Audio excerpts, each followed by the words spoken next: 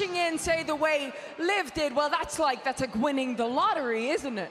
And I don't need to win the lottery because I work my ass off every week for a paycheck. I can't even think about all of the shit I did to fit in. Past hard to watch like a fucking scary movie. I'm always happy to meet somebody that never knew me. Change for the better, hope niggas are living through me. I put it all on the wax so the people can know the true me. Hard to remain sane when the people you love the most is what's causing the damn pain. Y'all beef by the same thing, we ain't playing the same game. It's all for my fam name. She the girl of your fucking dreams, but to me she a plain Jane. You dipper and ball man, I duck when them calls came. This that higher level thinking. I'm the type to jump the fuck off for the shit before it's sinking. Not here for no new shit, my game slight to boost it. Ain't I don't have to prove shit. Rockstar fight the fool shit. My movie, this the new script. I want a life with no bullshit, nigga. I know on these news clips. That's why I dap him and move quick. Won't be around when they move switch. Won't be around when they lose clips. Won't be around for they lose lips. Might be the reason they pull shit. Yeah.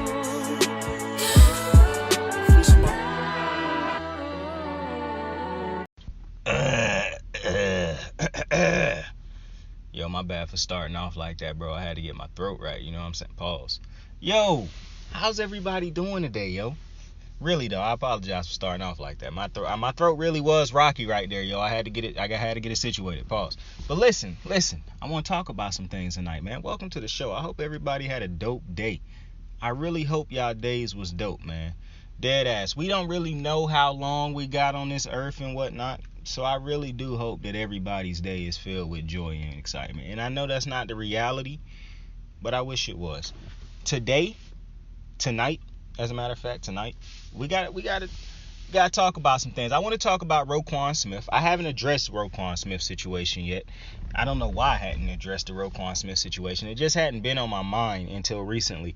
And then we're going to talk about Kevin Durant staying in Brooklyn, which I kind of figured was going to happen the entire time anyways. But yo, to get into it, Roquan Smith. So Roquan Smith represents himself. If you don't know who Roquan Smith is, that you probably just don't watch football, or you just don't watch anything but your team, or maybe you just don't watch the Bears. Actually, I can understand that, but I do know who Roquan Smith is. He's one of the premier middle linebackers in football. He's been an All-Pro 2 times in his first 4 years of playing.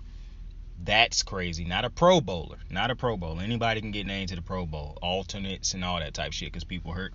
Man was an All-Pro. An All-Pro linebacker. Out of all the linebackers in the NFL, he was voted to the All-Pro team twice. So that's big time. And I think he only 25 or 26 years old. Man younger than me. And he is one of the better middle linebackers in football. Now, he requested a trade a couple days ago, maybe 2 weeks ago or so. He requested a trade from the Chicago Bears. He in the last year of his contract.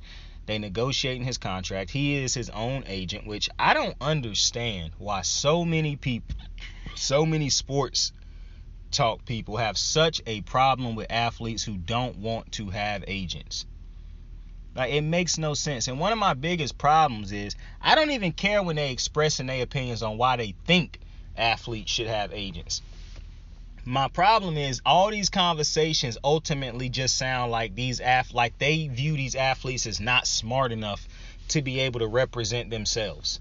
And they try to cover it up with shit like, oh, you don't want to hear the people who sign the checks to talk down on you and tell you what you can't do. Well, why not? Maybe these motherfuckers is realer than y'all. Maybe they don't care about hearing people try to tell them what they feel like a flaw in their game is. Maybe you think a little bit different. Maybe you need somebody in there negotiating for you because you don't want to hear what you don't do good in their opinions. Maybe that's you. But they always, to me, ultimately just sound like they basically saying these athletes ain't smart enough to be able to represent themselves. They can't separate emotions when they're trying to negotiate for themselves. Yo, athletes are not just athletes anymore. I don't understand why people keep viewing athletes as just athletes. These motherfuckers are businessmen and women nowadays. Nowadays, these agents is just as much as they partners. You know what I'm saying? Like, obviously the agents probably sit down and do the gritty work and whatnot, but I'm pretty sure these athletes talk to the owners and the GMs about contracts and things of that nature. Like, I don't understand what's this concept of, oh, Lamar Jackson don't got an agent, so that's a problem. Roquan Smith don't got an agent, that's a problem. Ed Reed never had an agent. Richard Sherman doesn't have an agent. I remember people making big deals out of Richard Sherman when he didn't have it. Like, I don't understand this big concern. For one, I never understand hopping into somebody else's pockets, bro. Why are you concerned with this dude not wanting to spend money on an agent? And why is it always cynical? Like, if you don't want to spend the extra money on an agent, I'm telling you, dude, that's not a big deal. Like, what?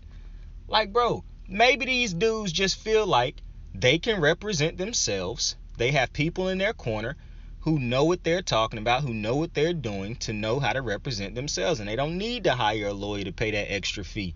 They're keeping all their money in the family.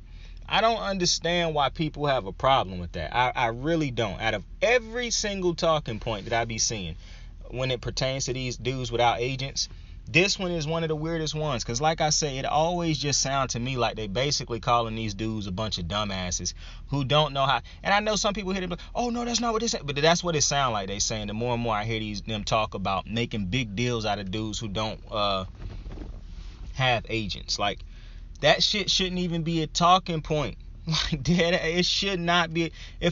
You don't think these dudes who represent themselves understand all the different ins and outs of representing themselves? That's why they chose to do it in the beginning. You don't think they thoroughly thought out this thing before they chose to do that?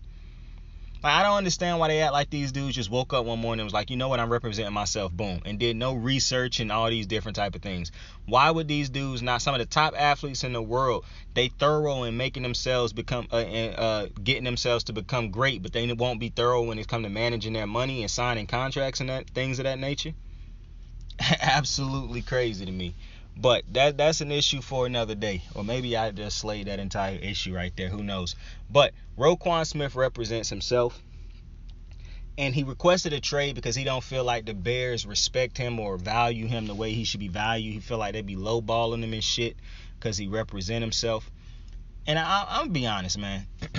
It's so crazy to me when you got organizations that might be historically good at some point in time. They had a great run at some point in time in the back end of the beginning of their franchises, careers or whatever.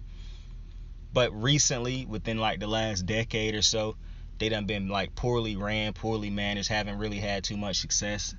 But they don't really, it's very rare you hear good news come out of there like that would make you think that the situation or organization is headed in the right direction.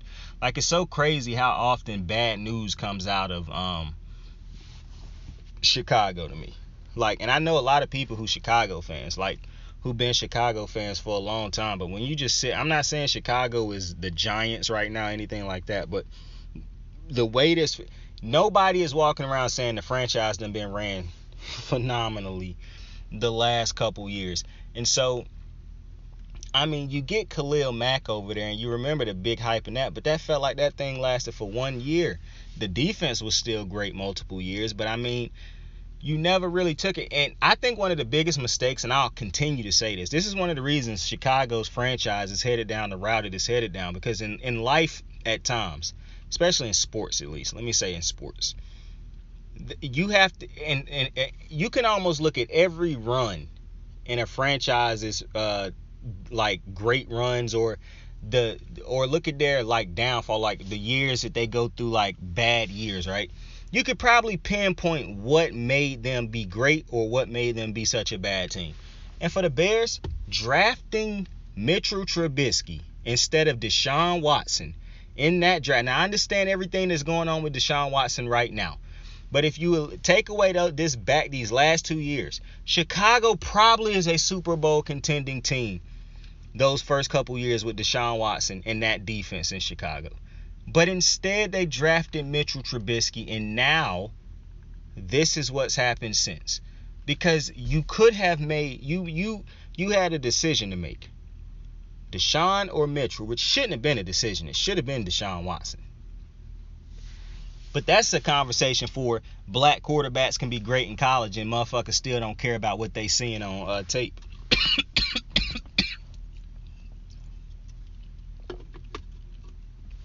It just is what it is, because there's no fucking way. And I done said this multiple times. It's just no way that Deshaun Watson was not It's no way you look at Deshaun Watson and Mitchell Trubisky in college and you say, yeah, let me get Trubisky. What? To me, if I was a fan of the Chicago Bears, that would be a slap in the face, in my opinion. Like, it's no way you just drafted Mitchell Trubisky over Deshaun Watson, bro. Like, it's no way y'all played yourselves this hard. But you fast forward it now, and like I said, when you a franchise that make that type of stupid decision, you face the repercussions of that for a long time, in my opinion. And they still dealing with the repercussions. Because the Bears would be re-signing Roquan Smith without issue if Deshaun Watson was over there and this was a perennial playoff team. They still have Khalil Mack. They still have a lot of different players. Will probably have better players over there, even than they already had. But because you had Mitchell Trubisky and the offense became just non-existent, it became so difficult for this team to do anything on offense, and that started to leak into everywhere else because the defense playing their asses off. But Mitch and this offense can't do nothing. It started to affect the entire team. Imagine what that team would have been if they had Deshaun Watson at the helm. But hey, they chose to take Mitchell Trubisky. So you fast forward now, like I said, now you're dealing with this with Roquan Smith. And I don't mean dealing with this as in like, oh, we got to deal with Roquan. No. You're dealing with this in the sense that this would have been a situation that would have been handled and would have been so different if we had made a different decision back down the line. Now, we're not a good team. It makes no sense for Roquan Smith to take any type of pay cut, it makes no sense for Roquan to take less than what he know he could make on the open market. Because this is not a good team. Yeah, we got Justin Fields, but who knows if he actually going to be a good quarterback. Who knows? I seen some of their preseason. They don't look good on the offensive line. We lost people on the defensive side of the ball. Roman Quinn should probably be traded at some point in time in this season, coming off of an 18-sack season last year. Makes no sense for Roman Quinn. Yeah. It makes no sense for Robert Quinn. My bad. Thinking of a baseball player. Makes no sense for Robert Quinn to be playing with a Chicago Bears team that probably won't be competing for a playoff spot. Like, it's a good chance Chicago could be out of the playoffs come the midway point of the season. And so for Roquan Smith, when you weigh in all these different things, it's like, why would I take a pay cut or take anything? Why would I take a penny less than what I could make on the open market to play for a worse team, a management that's nowhere near as good as some of the other managements in football, and we don't have a clear direction as far as like a future? Do you know how bad it is as a franchise to have a quarterback who you think could be the future of the franchise, and your franchise is still directionless? That was the Jags last year. Not only that, if I'm Roquan Smith, I'm saying you also hired a defensive-minded head coach instead of bringing over an offensive-minded head coach that could work with Justin Fields.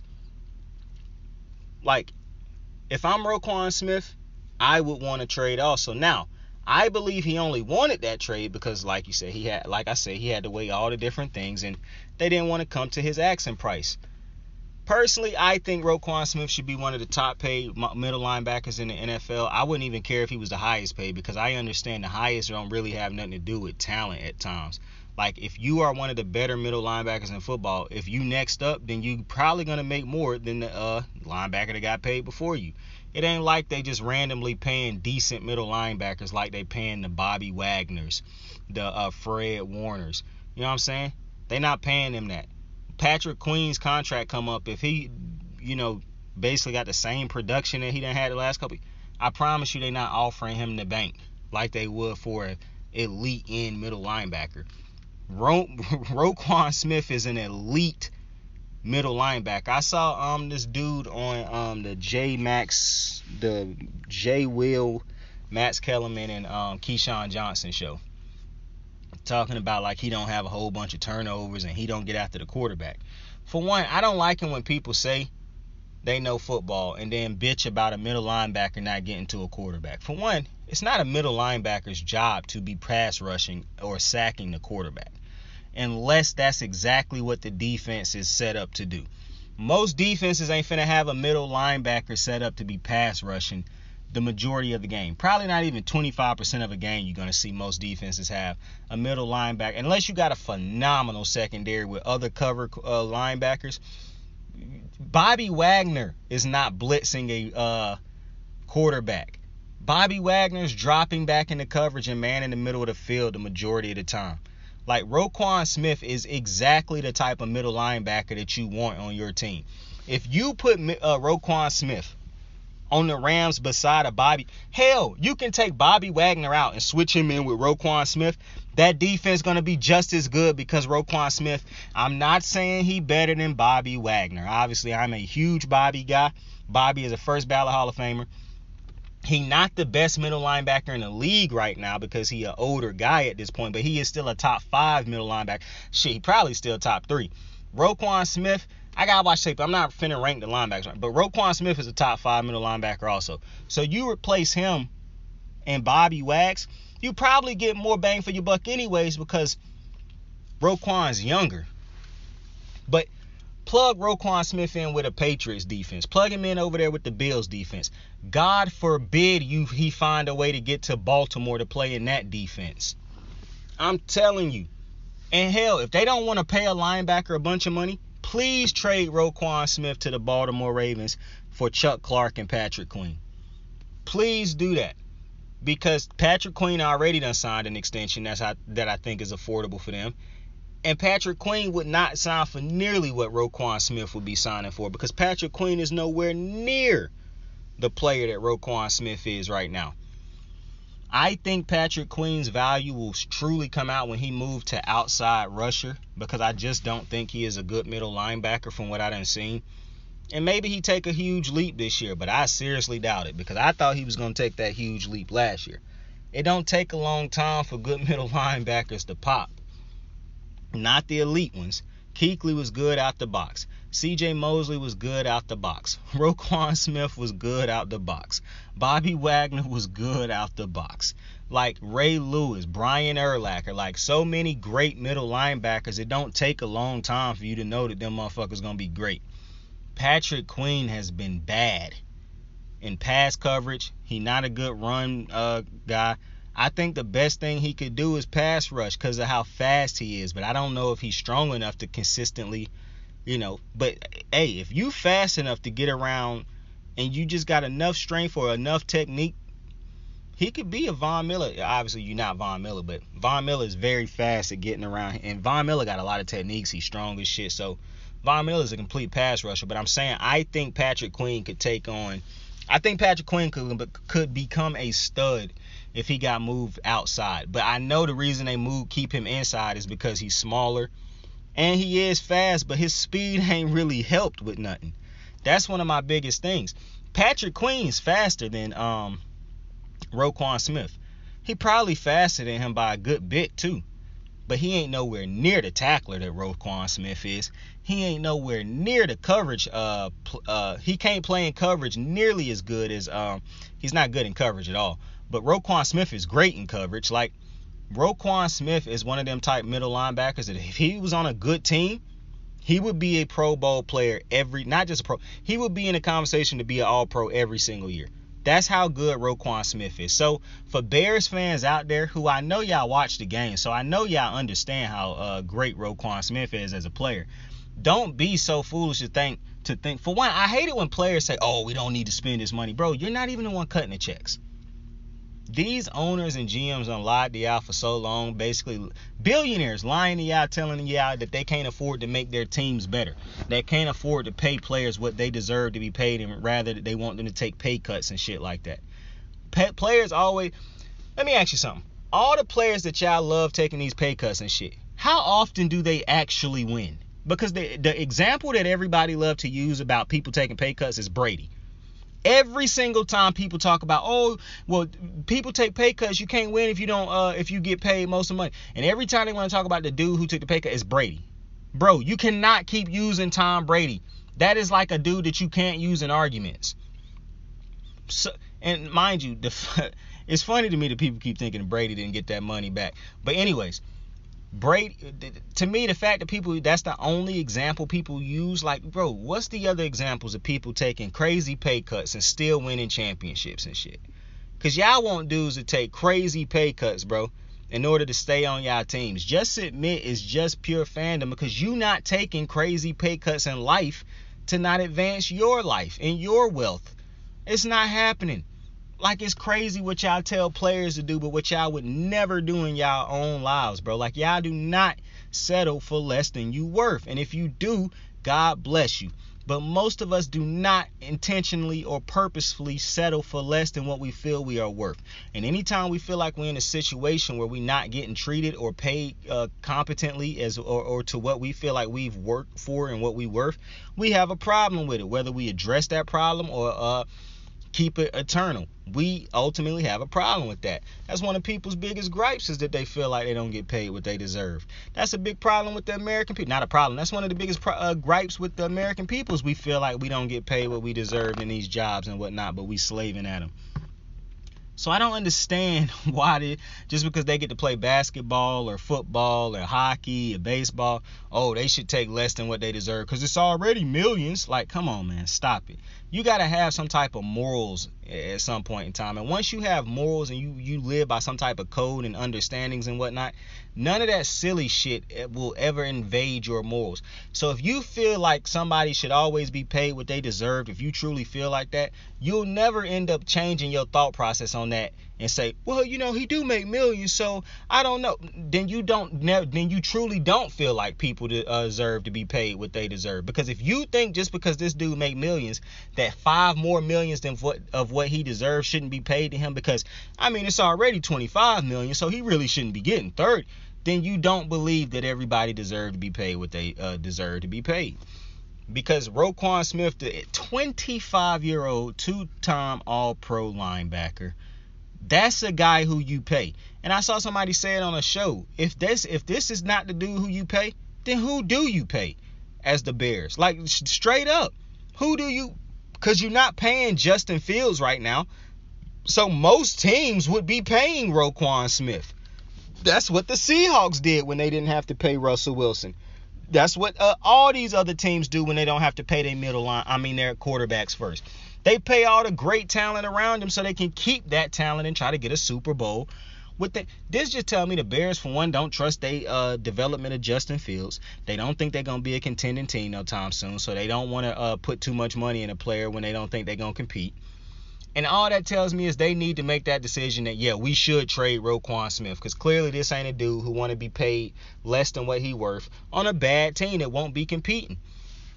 If I'm going to be on this team not competing for a championship, then you're going to be paying me every single penny of what I'm worth.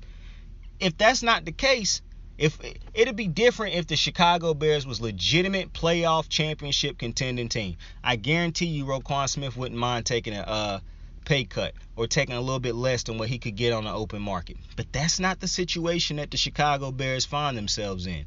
That ain't been their situation for a minute. And so Roquan Smith, I believe that he should be traded also. And I pray he get traded to Baltimore. But it's a lot of teams out there that would pay Roquan Smith. It's a lot of teams out there that would pay Roquan. Like I said, I saw the dudes talking about Roquan on the Max Kellerman, Jay Will, and Keyshawn show, basically saying, the middle linebacking position is not one of those positions that you pay. Possibly, but it's a position that when you got a great one, you pay him, because a Bobby Wagner changed life for your defense. C.J. Mosley in his prime changed life for your defense. Luke Kuechly changed life for your defense. A Roquan Smith changes life for your defense. The only time these type players don't change life for your defense is when everybody around them is so bad. And that's when you have to get them out of that situation. That's why it was so very clear that Bobby Wagner needed to go get out of Seattle. Because once a player as great as Bobby Wagner will no longer have an impact on the defense, that tell you that it's time for that defense to be rebuilt. Because that means you don't have any pieces around this man. And people will say, oh, Bobby Wagner getting exposed. No, Bobby Wagner is being asked to do unhumanly possible tasks because of the lack of talent around him. You put Bobby now on a defense that's going to have talent around him, and watch how good he is. Everybody thought Von Miller was washed until you put him on the same line with an Aaron Donald. Oh, and so now that he ain't getting tripled and doubled every damn play, now it's funny how great Von Miller is all of a sudden. You got to understand, Roquan Smith been great on a team that haven't been really a competitive team over the last couple years as far as like competing for championships and playoff spots. And even though they have at times, they really wasn't even still a good team when they were doing that. They was good defensively. Imagine Roquan on a team that's competing for a championship, competing for a playoff spot, and have other good defenders around them. That's why I named all those different good teams that he could go to. Could you imagine Roquan Smith, and I just thought about this thing, Roquan Smith, if he was with the Browns, would be dangerous. Clowney, Garrett, those past Ward and the other dude that they got opposite Ward with Roquan Smith in the middle, that would be something. That defense could carry Cleveland all the way till Deshaun Watson got back, I think, if Jacoby Brissett was just decent, because they run their offense through the running back. So Jacoby Brissett could just be decent and they could be fine. I really think Cleveland should look into the making. Now, I don't know why I'm saying that because I'm a Raven fan, but I'm just saying, it's a lot of teams that if Roquan Smith was on a better team, you would see, bro, if Roquan Smith was on a better team, this wouldn't even be a question as in should he deserve to be paid, or it would be a question or a hesitation on paying him this type of money. Because a good team would value Roquan Smith. Dead ass. I don't understand how people don't value or see the value in a Roquan Smith. I really don't. I look at Roquan Smith and I literally think to myself, we lucky this motherfucker don't play for an actually great team. Like, I'm lucky this ain't a dude that's on the Bills or on the Chiefs or on any team that can stand in Baltimore's way. It's a good thing this motherfucker play for the Bears, a team that's not getting in nobody's way, really. Because if Roquan Smith was on a team that was actually a contending team, he would be one of the dudes people talk about on those primetime games when they spotlight a player before the game. Because Roquan Smith is a problem. Just because you don't watch the Bears or he don't got these gaudy turnover numbers, don't let that shit fool you. It's just like this misconception that people think that not Myles Garrett, that Jadeveon Clowney is one of the is a bust because he don't got crazy sack numbers. Listen to me. For one, if you still got people telling you that Jadeveon Clowney ain't a good player, just stop listening to them. They don't watch football. Two, sack numbers are not what defines a great player. It's great to have them. Oh, it's great to be a big-time sack guy like a Myles Garrett, J.J. Watt once was, a T.J. Watt, a Chandler Jones. It's great. And I understand people saying he was the first pick in the draft, so I expect him, and you still living off of that play he made in the backfield, which was not a sack. He forced a fumble on popping the running back. And if you look at Jadeveon Clowney's career, he has been that player that you saw on that play throughout the NFL. He is a highly impactful player. A highly impactful player when he is on the field. One of the best run-stopping defensive linemen in football. It is very few linemen who defend the run as great as Jadeveon Clowney does. I never see people give him credit for that. Go sit down and look at the Jadeveon Clowney tapes when he defending the run. Look at how quick this dude can get off of his blocks to stop the running back. Look at how great he can chase around. People like to always highlight his low moments. Like every player don't have low moments when they motor not running as high and things of that nature. When Jadeveon Clowney is on the field and healthy, he is one of the more impactful players in football on the defensive line. And he can stand up and play outside linebacker. Just because the man don't average 10, 15, 20 sacks a season does not turn him into a bust or a guy who haven't been good. Jadeveon Clowney is a great player. And the fact that he get to play opposite Myles Garrett, that do a lot for him. Because if you think about it, he never played with nobody like Myles Garrett opposite him. I understand he played with J.J. Watt. J.J. Watt was only good with him for 2 years or 1 year? After that, J.J. Watt, that's when he started his downfall. And When J.J. Watt was good, Jadeveon Clowney was great those years too. And you know what he was doing? It wasn't piling up sacks. It was piling up impactful play after impactful play after impactful play. You got a guy who can sack the quarterback, who can stop the run, who can disrupt the plays, like in all type of ways he can disrupt the play, whether it be batting it down, putting a hand in the face, making the quarterback rush his throw. It's so many different things that make defensive players great, and for some reason people love to ignore it. And I'm not saying Jadeveon Clowney is a Hall of Famer. What I am saying is this dude is a Pro Bowler and an All-Pro for a reason. Jadeveon Clowney is one of the more impactful players in football. You clearly didn't watch Jadeveon Clowney last year in Cleveland if you think this dude is just a bum or something. Because he had a great season for Cleveland last year. He even I think he had like 9 sacks or something like that last year. Like I told you, because I know what Jadeveon Clowney is, if Chandler Jones came out one season and didn't get double-digit sacks, I'd be shocked. I'd be like, maybe Chandler Jones is starting to slow down because his game is so highly predicated on getting to the quarterback. That's how his game has been. Jadeveon Clowney ain't just a pass rusher. He ain't just a dude who pile up sacks. He done been so much more than that throughout his entire career, and I don't understand why we don't respect that. I really don't.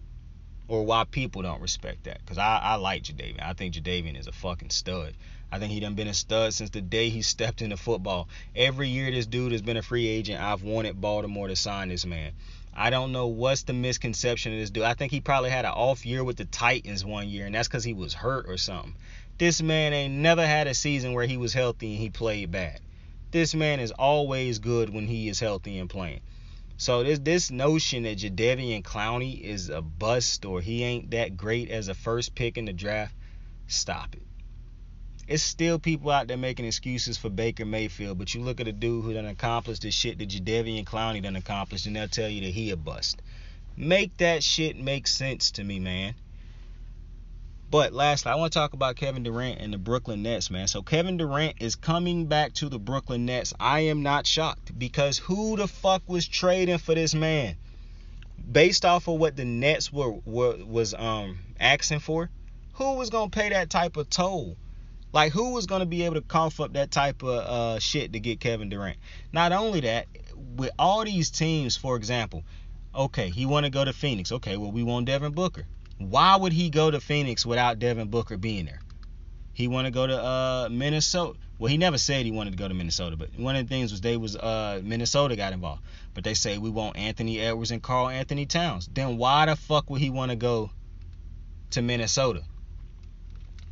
And so knowing that, I was like, bro, these dudes are never going to make a trade unless they lower their asking price. But it was also fair that was their asking price, even though I don't think Kevin Durant is worth all that. Like, I think Kevin Durant one of the more overhyped players in the NBA right now, or in history, to be honest with you. And I'm not saying Kevin Durant not great. I'm not saying Kevin Durant not good. But what Steph Curry done for that man's legacy is something serious. Dead ass. I've never seen a player's legacy be so over hyped because of one other player, but Steph Curry done worked wonders for that man's legacy. And I know that sounds hella disrespectful, and Kevin Durant would not like that sentence or agree with it. But I truly feel like Kevin Durant's career, if not for Steph Curry, bruh, I mean, Jesus Christ. But where the fuck else was... So once you realized all that was take place, you like, well, where the fuck else he gonna go? Where are you gonna trade him to? Because nobody's giving up their young future. I'm not giving up a young Devin Booker. I'm not giving up Anthony Edwards for no Kevin Durant. Now, if you had to say Karl Anthony Towns for Kevin Durant, that's a whole different story. But I ain't giving you Anthony Edwards for Kevin Durant, period. Like, I gotta have 2 Anthony Edwards on my team if I'm giving you Anthony Edwards. There's no shot. Oh, he want to go to the Memphis Grizzlies. That's cool. I'm not giving you Ja Morant. Like, straight up. To me, it would be stupid for too many of these teams to kill their entire their young stars, basically, in the group they build in, like a Memphis, to have Kevin Durant for a year or two. Because if he get mad, he gonna request a trade. Because it's really 3-year contract. Because I'm pretty sure he got an opt-out in the 4th year. Even though I thought I read somewhere where it said he don't even have an opt-out in that 4th year. So it's actually full 4 years. Why would he not make that last year an opt-out? Maybe he don't think he gonna be playing that long, or maybe he thought this was about to be a hell of a ride with Kyrie and James Harden. But that's, boy, he hating that shit now. He hating that shit now. But he might not be hating it for long, because the Brooklyn Nets can be a good team. This is what I've been saying from the rip. I don't know why he randomly requested a trade from the rip anyways. You wanted to team up with Kyrie, bro. You didn't have to do that. You wanted Ben Simmons there to get James Harden out of there, bro. You could have waited and forced him to keep James or trade him somewhere else. You was fine with Ben Simmons. And not to mention, when healthy, if all of y'all three could be healthy, I don't know how you don't look at that and say, this is good enough to win a championship. If you are him, because KD say he the God, if KD is truly the God, then Kyrie, he, and Ben Simmons, with others, and my boy Seth, that should be enough. Even with Steve Nash not being a great coach, because KD the God. And then I look around and I'm like, what other situation is like this? Like, Brooklyn is not a bad situation. Not to mention everybody who kept yelling around, oh, Brooklyn is running this thing wrong, it's a bad friend. Yeah, whatever, bro. But what else was out there? Like, what situation could he have went to that was better than what he got right now? Nothing. Because like I said, they was only going to trade away the players that he wanted to play with to Brooklyn. And with that contract just getting freshly signed last year in the offseason, I just felt like it was going to be a tough one for Kevin Durant to get out of Brooklyn. Not to mention, why don't you if I said it before, if you don't want Nash, like if he truly didn't want Steve Nash or Sean Marks, why wouldn't you just ask to get them fired? Now, I know he ultimately did that, but that wasn't that. He did that to try to really get out of it, to be a dick. But asking for them to fire Sean Marks wouldn't have made no sense to me. Sean Marks is a good GM. Steve Nash wouldn't have made sense, because it would have and it wouldn't have. It wouldn't have made sense because, motherfucker, you the one who wanted Steve Nash. It would have made sense because clearly Steve Nash is not ready to be a head coach in the NBA. Because Steve Nash brought absolutely nothing of value to the Brooklyn Nets last year. Like, he's supposed to be an offensive-minded head coach. Motherfucker didn't run no plays. It was your turn, KD, your turn, Kyrie. It looked like I was watching the Oklahoma Nets.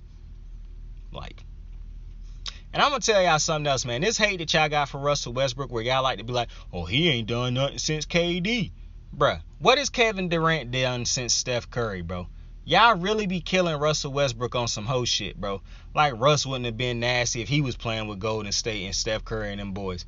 Like, why? I don't understand why y'all like to do this to Kevin Durant, bro. Like, how y'all cherry pick his accomplishments. Like, okay, what has Kevin Durant done when he was a leader of a team in OKC?